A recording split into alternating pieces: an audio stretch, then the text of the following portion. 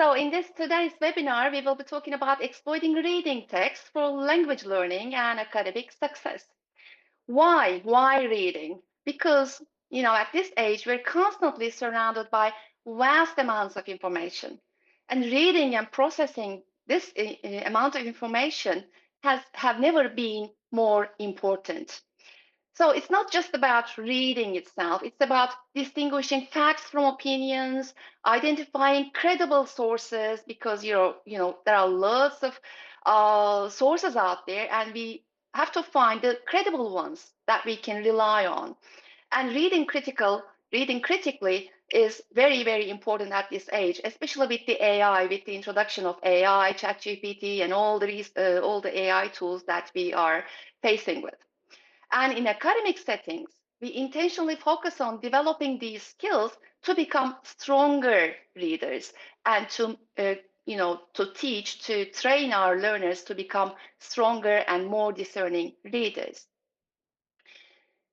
Taking that in mind, first of all, I just thought about what is reading, what does it entail?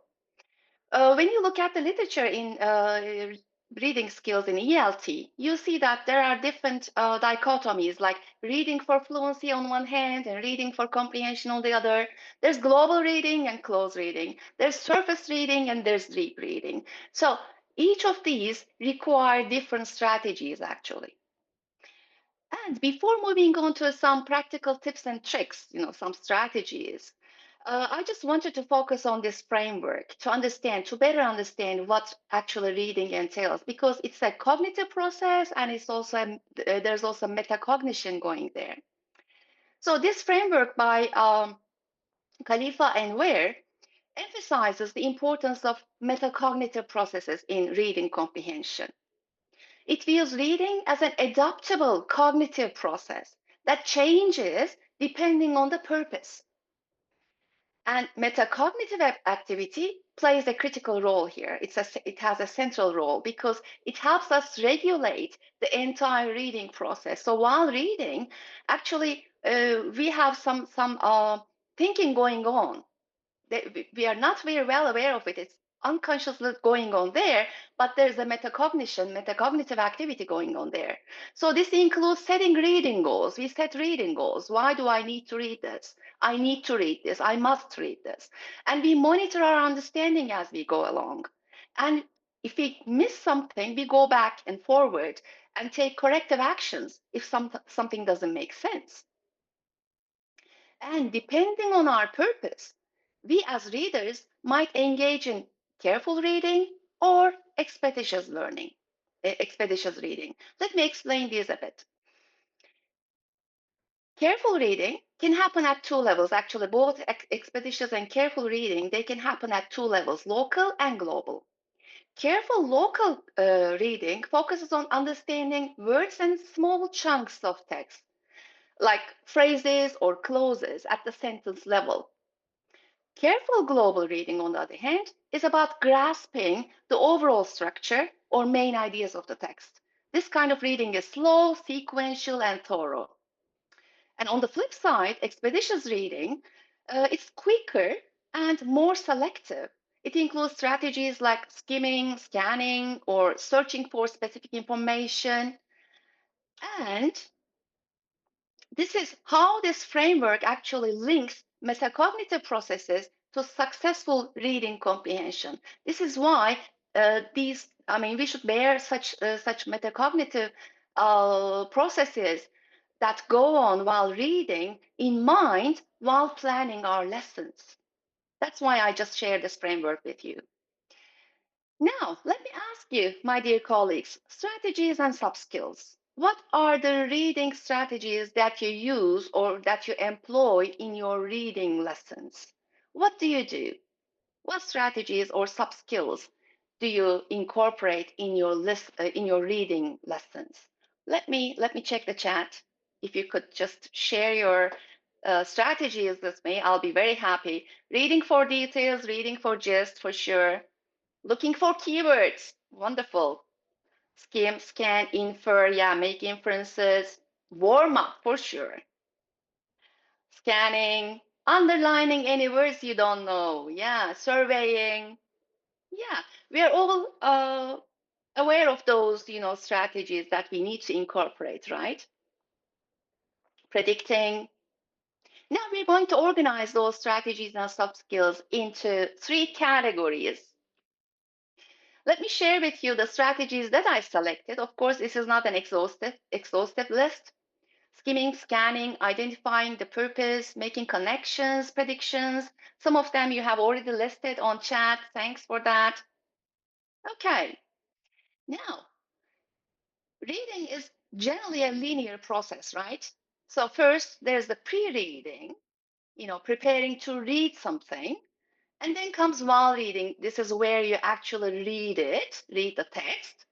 And there's the post reading, what you do with the reading that you have just finished. So these three stages are critical while planning our lessons. First of all, we need to set the context, right? So why? We need to set the goal for our students and set the context for our students. Why? Because it helps them relate the topic to their own lives, personalize it a bit. And it activates the prior knowledge because you know that adult learners, of course, they are not tabula rasa. So they have their own background, they have their own knowledge, skills, and everything. So we have to activate their prior knowledge about the subject. And this makes setting the context makes reading material more accessible and understandable for our learners. And for such purposes, reading books generally have these discussion points or, the videos introducing the topic. And by the way, all these ideas that I'll be sharing with you will be based on Macmillan's Skillful series, reading and writing series. Now, pre-reading activities, why do we need them? To motivate students, activate prior knowledge, just as we said, build background knowledge, set the purpose. This is critical. Set the purpose. Create the need.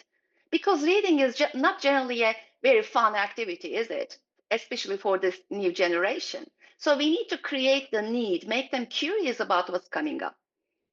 Yes, and create the context and prepare students for the reading task. If it involves some certain lexical items, vocabulary items that need to be pre-taught, or there are some grammar structures that the students need to learn prior to the reading itself. So this is the stage where we prepare students for the actual reading, the meat of it. How do we do that? We can exploit the title of the text, subtitles if there are any. We can use the visuals, maps, diagrams. Even if the text doesn't have a visual aid, we can create one, right? With the help of AI or with the internet, there are lots of sources out there. We can find a short video clip. And Skillful Series, they already provide us with videos at the beginning of each unit, for example, as you see on the screen, a floating farm video, and giving keywords from the context and constructing semantic webs like creating a word cloud using Menti or any other third-party tools if you like. Now, uh, we said during the pre-reading stage, we can have our students focus on some lexical items, right? So for this particular text from Skillful Series, I just wanted to explore collocations. Now, my colleagues, just take a look at this text. Apologies if you cannot see the text clearly because it's not easy to, show the whole text on one single screen. Just please find the collocations, the most common collocations in this text and write them on the chat for me, please. Let me see.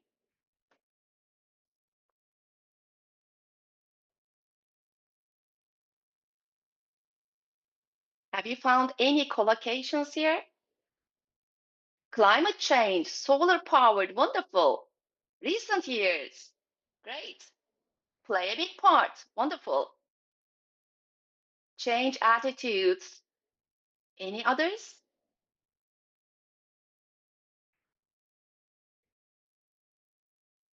Climate change, solar power, clean future, give up, yeah, a phrasal verb, yeah.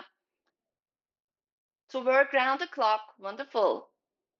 Passenger planes, figure out another phrasal verb. Yeah, great, fantastic, thank you. Now, here are the ones that I highlighted, and you have found most of them, right? Passenger plane, climate change, greatest achievement, hard work, solar panel. Yeah, you can have your students find some certain lexical items. Of course, we need to analyze the text beforehand.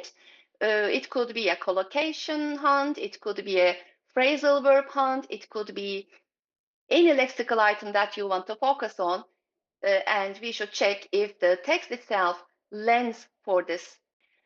Okay, what about while reading? Why do we have while reading activities? We need to set the purpose for our students, but we need to keep the students engaged with the reading while they are reading, right? So we should guide our students towards a better understanding, help them gain new knowledge, and train them to deal with similar texts in the future, right? Okay, how do we do that? I listed some activities. Of course, again, this is not exhaustive. You may have come up with lots of other strategies while reading activities and strategies like gist reading, locating specific information, making inferences. You have already addressed some of those at the beginning of the session, working on vocabulary like collocations, working on referring expressions, finding references, identifying causes, effects, and everything. Yeah. All right. Now, while reading, this is my one of my favorite reading tasks actually. Have you heard of jigsaw reading? I'm sure you have, right? Jigsaw reading. This is one of my favorite reading activities. If the text lends itself to chunk into 2 or 3 or 4 pieces, we can have our students work in groups. Each student in the group works on a separate part of the text, like Chandigarh, Canberra, Abuja, they share these texts. They take notes, or they may write questions to ask their partners later on. So they work individually, first of all, and then they get together and share what they have learned about their text to their partners. So Jigsaw is a good one, encouraging collaboration, encouraging participation, discussion, and integrating reading with speaking, right? Okay. Another strategy, another reading skill is making inferences, which is very important. We should be exploring, we should be emphasizing this skill in every reading lesson possible, even at lower levels. I believe so. So, for example, James put on his uniform and badge, grabbed his radio, and headed out to petrol car to start his shift. So, using this background information, using these words, students can identify what James does, what his job is. Because authors don't always provide all the details explicitly in the text, otherwise it will be boring and not coherent and cohesive, right? So, teaching inferencing skill is critical, I believe. Locating main ideas. This is also another important skill, because the thing is, we are bombarded with information and we don't have enough time to read everything thoroughly, right? If it's our job, of course, if it's part of our job, we read reports, we read, letters, emails, and everything. But most of the time, we quickly skim the text and get the main idea. This will what our students will be doing in their personal lives as well as in their academic lives, of course. So we should question what seems most important to the author, identifying repeated words and concepts, the keywords, looking for topic sentences, and understanding, considering the overall context of the text is an important skill. And as Karina says in the chat, they need to work more on that. Yeah, it's sometimes hard for students to infer information referring to the inferencing. This is a critical skill that we need to train our students more. Analyzing arguments is another case, is another strategy, actually. Identifying the main claim or thesis, evaluating the logical structure, looking for emotional language, loaded terms. This is also very important, not only reading books, but also reading content on the internet, of course. Because, you come up with a website, You think the arguments given there may be true, but you need to cross-check those all the time because there is always lots of false information provided on the internet as well, because everyone is a content creator at the moment, as you know. So, supporting arguments, checking for the arguments, trying to find evidence, these are very important to become a critical reader in this age. And post-reading activities. Okay, why do we have post-reading activities? Students set the goal for reading, they read the text, whatever format, genre it was, but now they're done with it. What's up? What's next? So post-reading activities serve for this purpose. They help students engage more deeply with the material. They have better understanding, deeper understanding, and they can organize their thoughts and ideas with the post-reading activities. They summarize their learning, and most importantly, they produce the language either in written form or in spoken form, right? Now, let me ask you again, my colleagues, how? What are the strategies or skills that you use in the post-reading stage of your lessons? Please share on the chat. What do you do after reading as a post-reading task? Discussion or debate? Thank you. Eda, writing, yes. Responding to the text in writing, very good. Making a poster, wonderful. Using an infographic format, for example. You ask questions, okay. Discussion for sure, yeah.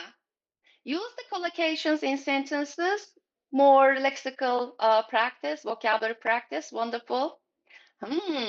Susanna, alternative ending. So if it's a story, how would you change the ending of the story, right? Good. Summarizing, especially for academic purposes, it's important. Identifying the interesting parts. Yeah. Okay, thinking about the second episode.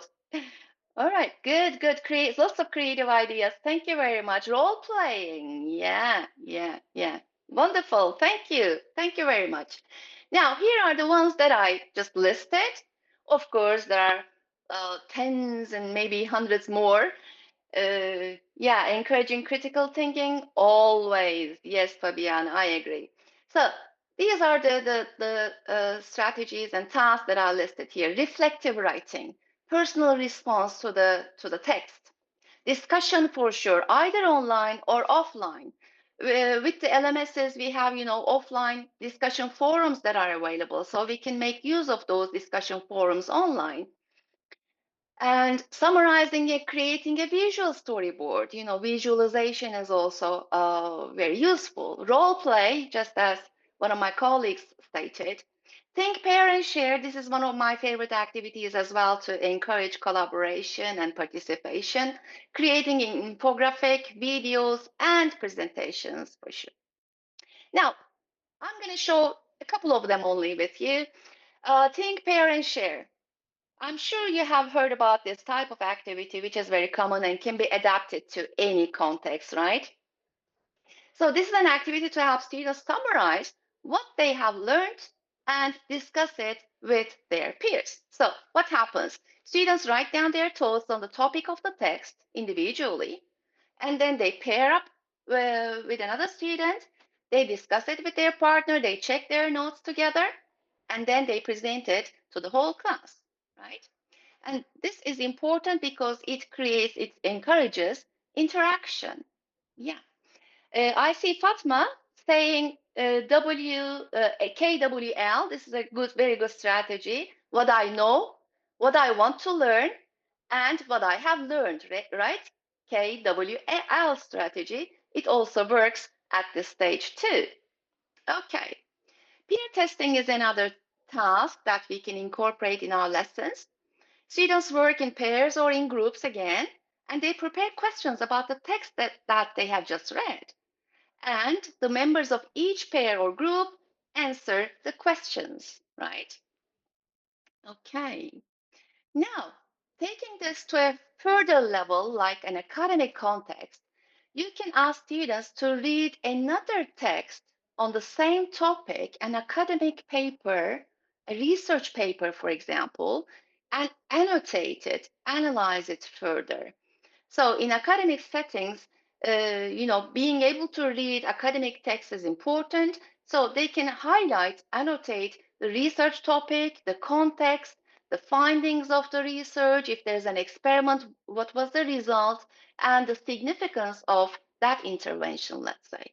So at a further level, at a higher academic level, you can also make use of this annotated bibliography as homework or as a post-reading task. Now, we can also exploit reading text for grammar purposes, just as some of you said earlier.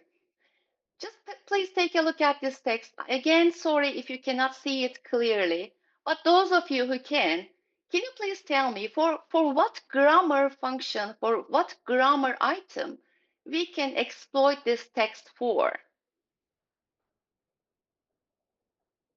To reinforce learning of what grammar structure, for example, or to introduce maybe conditionals, okay, connecting words, linkers probably, past simple, narrative tenses, yeah, past tenses, modal verbs as well, conditionals, very good, time words, wonderful, report a speech, yeah. So reading texts actually lend themselves, most of them lend themselves for grammar practice as well, as you know, right? So here's a ready context for us. The students read the text, so they have an idea what went on. We did some practice. Okay, now they can go back to the text and analyze it from a grammar perspective. And for this particular text, this was my intention. I selected narrative tenses, especially the past perfect tense, because in my country, most of my students, Turkish students, have difficulty understanding the past perfect tense. That's why I thought this would be a good text for practicing past perfect in context. Yeah, inverted conditionals says Marie, and sequence of events. Wonderful. Yeah. Okay. Now, what about speaking? We talked about grammar practice, but what about encouraging speaking and helping our students to practice speaking? We can play a hot seat activity using this text, I thought. It could be a role play task. How can we do that? So we can ask students to search for more information about the character, about this guy called Robert Scott. They can use ChatGPT, they can use the internet sources, find out more about this guy, and prepare questions to ask him, this national hero. And one of the students will be Scott, and all the other students will be either historians or journalists to ask him, to question him. And then place the hot seat at the front for Scott. Scott introduces himself as character, and all the other students, as historians and journalists, ask questions. For example, Captain Scott, what motivated you to pursue such a dangerous mission to Antarctica? Or what would you say to those who criticize your leadership? So this can, have students practice speaking as well. More than that, afterwards, you can also ask students reflect on insights about leadership. So you can take it further to a discussion about leadership skills, I believe, right? So discussion is a wonderful activity which we all use after each reading text. And in Macmillan's skillful series, each text is accompanied with a critical thinking section, which I like because this section lends itself for, discussions and also for writing practice. So you can ask students to answer these critical thinking questions in written form or in spoken form, right? or you can turn these into debates in the classroom. So I love these sections, especially the critical thinking parts. And that brings me to the end of my session. I hope you found it useful. Thank you very much. And I just want to end with a quote. Reading is to the mind what exercise is to the body. Now, I think it's time to do some exercises, just Miranda suggested us, right? We shouldn't be sitting that long.